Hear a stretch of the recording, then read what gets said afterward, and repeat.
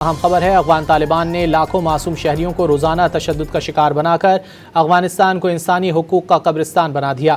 طالبان رجیم کے بڑھتے خوف سے لاکھوں افغان شہری اپنے گھر بار چھوڑ کر بھاگنے پر مجبور ہو گئے۔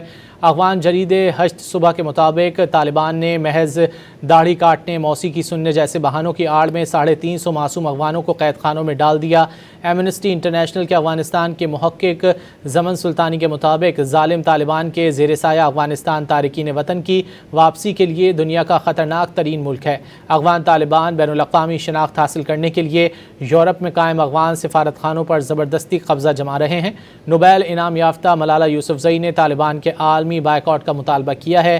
یورپی یونین کے خصوصی ایلچی جیل برٹرانڈ کے مطابق افغانستان پر مسلط طالبان رجیم انسانی حقوق کی تاریخ میں سب سے بڑی اور بھیانک مجرم ہے۔ افغان طالبان نے لاکھوں معصوم شہریوں کو روزانہ تشدد کا شکار بنا کر افغانستان کو انسانی حقوق کا قبرستان بنا دیا۔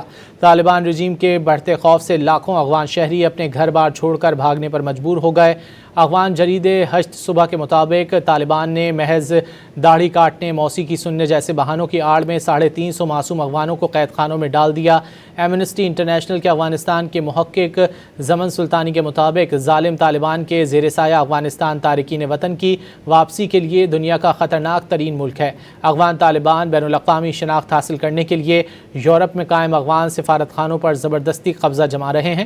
نوبیل انعام یافتہ ملالہ یوسفزئی نے طالبان کے عالمی بائیکاٹ کا مطالبہ کیا ہے۔ یورپی یونین کے خصوصی ایلچی جیل برٹرانڈ کے مطابق افغانستان پر مسلط طالبان رجیم انسانی حقوق کی تاریخ میں سب سے بڑی اور بھیانک مجرم ہے۔